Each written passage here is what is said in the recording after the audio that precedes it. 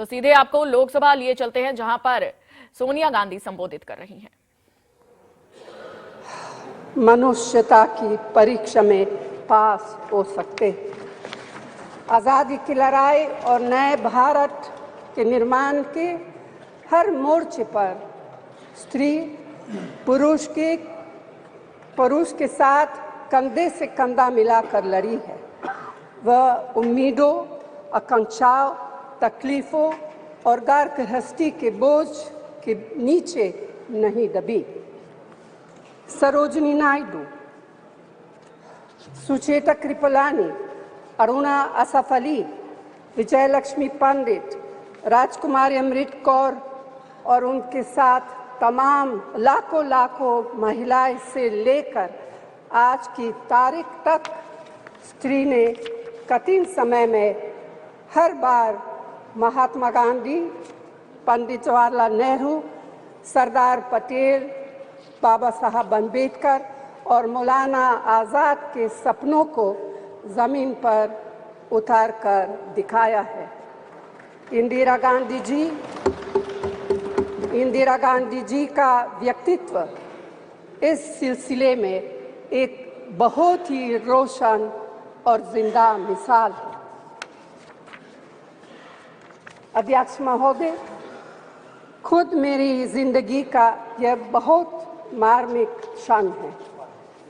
पहली दफा स्थानीय निकायों में स्त्री की भागीदारी तय करने वाला संविधान मेरे जीवन साथी राजीव गांधी जी ही लाए थे। उन्होंने लाए थे, जो राज्यसभा में 7 वोटों से गिर गया था। बाद में प्रधानमंत्री पीवी नरसिम्हा राव जी के नेतृत्व में कांग्रेस सरकार ने ही उसे पारित कराया। आज उसी का नतीजा है कि देश भर के स्थानीय निकायों के जरिए हमारे पास 15 लाख चुनी हुई महिला नेता है। राजीव गांधी जी का सपना अभी तक आधा ही पूरा हुआ है। इस बिल के पारित होने के साथ ही वह पूरा होगा। अध्यक्ष महोदय, कांग्रेस पार्टी इस बिल का समर्थन करती है। हमें इस बिल के पास होने से खुशी है, मगर इसके साथ साथ एक चिंता भी है। मैं एक सवाल पूछना चाहती हूँ। पिछले 13 वर्षों से भारतीय स्त्रियां अपनी राजनीतिक जिम्मेदारी का इंतज़ार कर रही हैं और अब उन्हें कुछ वर्ष और इंतज़ार करने के लिए कहा जा रहा है। कितने वर्ष? 2 वर्ष, 4 वर्ष, 6 वर्ष, 8 वर्ष? क्या भारत की स्त्रियों के साथ बर्ताव उचित है? भारतीय राष्ट्रीय कांग्रेस की मांग है कि यह बिल फौरन अमल में लाया जाए, लेकिन इसके साथ ही कास्ट सेंसस कराकर शेड्यूल ट्राइब, ओबीसीज की महिलाओं के आरक्षण की व्यवस्था की भी जाए। सरकार को इसे साकार करने के लिए भी जो कदम उठाने की ज़रूरत है वह उठाने ही चाहिए।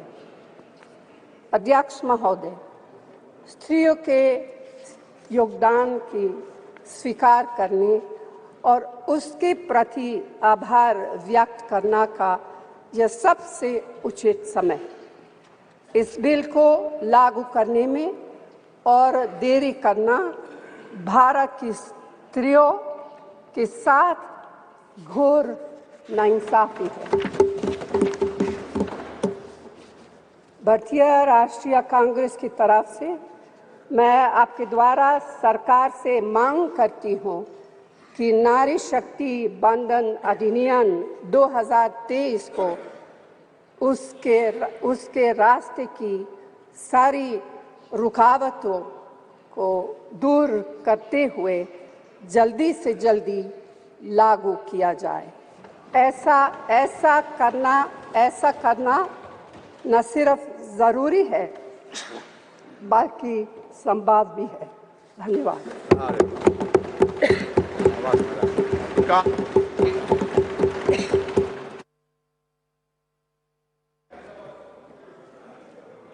धन्यवाद अध्यक्ष महोदय। मैं अपने पार्टी का और इस देश के माननीय प्रधानमंत्री जी शुक्रगुजार हूं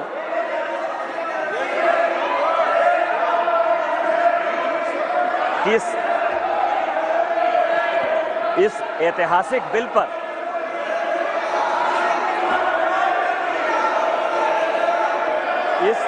इस ऐतिहासिक बिल पर मुझे बोलने का मौका दिया। सर सी बात कह सकता है, प्लीज बैठिए। नो सर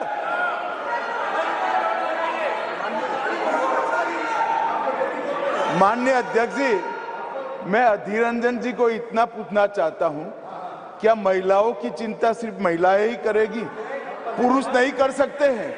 किस प्रकार के समाज की आप रचना चाहते हैं भाई? महिलाओं की चिंता, महिलाओं का हित, महिलाओं से आगे बढ़कर भाइयों ने सोचना चाहिए। यही इस देश की परंपरा है। महिलाओं के बारे में सोचने का अधिकार सभी को है। तो हमारे साथी सांसद निशिकांत जी खड़े हुए हैं, इसमें उनको क्या आपत्ति है?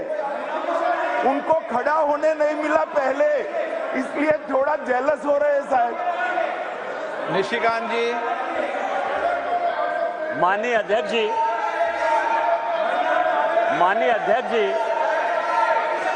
कांग्रेस या उसके समर्थक दल किस तरह से लोकतंत्र का गला घोटते हैं वो मैं उदाहरण हूं। मैं गांव में पैदा हुआ, मेरे माँ पिताजी आज भी गांव में रहते हैं। आज जब मैं पार्लियामेंट के लिए चल रहा था तो मेरी माँ आज एम्स देवघर में भर्ती है सर। उसने मुझे फोन किया कि बेटा यदि पार्टी तुमको मौका देती है तो आज इस बिल के बारे में जरूर बोलो। और इसीलिए कहा उसने कि जो महिला है सर, आज यदि सारे पुरुष यहां मौजूद हैं तो उसका कारण महिला है। यदि महिला नहीं होती तो पुरुष का कोई एग्जिस्टेंस नहीं होता।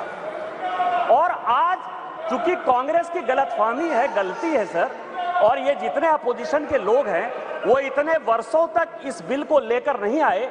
हमारे माननीय प्रधानमंत्री जी ने ये नैतिक साहस दिखाया, हमारी पार्टी ने ये नैतिक साहस दिखाया। आज हम बिल लेकर आए हैं कि इनके पेट में दर्द हो रहा है सर। हम वर्षों से सुनते रहे सर कि जननी जन्मभूमिश्च स्वर्गादपि गरीयसी, यत्र नार्यस्तु पूज्यन्ते रमन्ते तत्र देवता। लेकिन क्या हुआ? इस देश में महिलाएं स्कूल एजुकेशन के लिए परेशान थी। जब तक माननीय अटल बिहारी वाजपेयी जी की सरकार नहीं आई, सर्व शिक्षा अभियान इस देश में नहीं आया, महिलाओं का जो है शिक्षा का लेवल नहीं बढ़ पाया सर। महिलाएं यदि बच्चियां स्कूल जाती थी तो उनको जो है खाना बनाकर जाना पड़ता था सर। और इसको जब हमारे प्रधानमंत्री जी ने देखा तो मिड डे मील स्कीम जब तक कि सरकारी स्कूलों में लागू नहीं हुआ तब तक महिलाओं की संख्या, बच्चियों की संख्या नहीं बढ़ी सर। और उसके बाद जो सबसे बड़ा प्रॉब्लम था, इस देश के प्रधानमंत्री ने जो सबसे बड़ी बात की कि उनको सम्मान दिया सर। सारे स्कूल में, स्मृति ईरानी जी उस वक्त एचआरडी मिनिस्टर थी, सारे स्कूलों में शौचालय बनाकर महिलाएं कैसे अच्छा से पढ़ेंगी, बच्चियां कैसे आगे बढ़ेंगी, उसी का ये उदाहरण है। और उससे आगे बढ़कर आज जो कल से लेकर परसों से लेकर माननीय प्रधानमंत्री जी लगातार बोल रहे हैं कि सही समय है, यही समय। और इसी समय पर आज ये ऐतिहासिक सेशन बुलाकर माननीय प्रधानमंत्री जी ने महिलाओं को जो सम्मान देने का काम किया, उसके लिए हम भारतीय जनता पार्टी के कार्यकर्ता गौरवान्वित हैं। और हम उनका जो है आदर और नमन करते हैं कि उन्होंने महिलाओं को आरक्षण देने का फैसला किया। सर मैं पढ़ रहा था काफी बातें कही।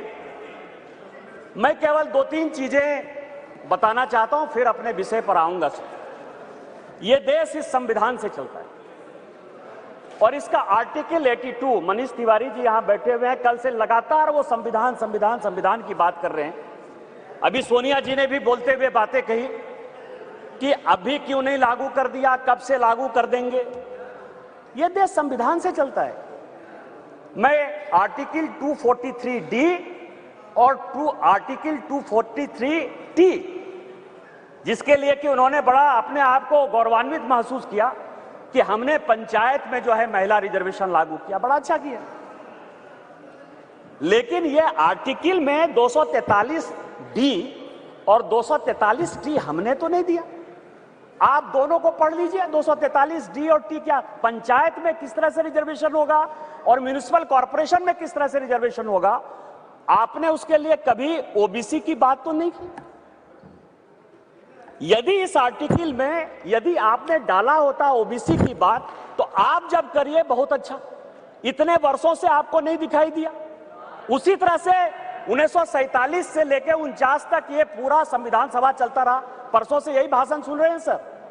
इस कॉन्स्टिट्यूएंट असेंबली से लेकर 1952 से लेकर आज तक चुनाव हुआ, कभी किसी ने राज्यसभा में रिजर्वेशन की बात नहीं की, विधान परिषद में बात नहीं की। आज भी राज्यसभा में शेड्यूल कास्ट और शेड्यूल ट्राइब को रिजर्वेशन नहीं है, विधान परिषद में शेड्यूल कास्ट शेड्यूल ट्राइब को रिजर्वेशन नहीं है। आप कौन सी नई बात केवल पॉलिटिकल एंगल के लिए ले आते हैं। आपने जब नहीं किया, जब तक आज तक जो है भारत के संविधान में यह कहा गया कि राज्यसभा में कोई रिजर्वेशन नहीं होगा, विधान परिषद में कोई रिजर्वेशन नहीं होगा, और जब माननीय प्रधानमंत्री जी और भारतीय जनता पार्टी इस बिल को लाती है तो आप कहते हैं राज्यसभा में रिजर्वेशन नहीं है, विधान परिषद में रिजर्वेशन नहीं है। आप पंचायत में कहिए कि कोई ओबीसी को रिजर्वेशन नहीं होगा।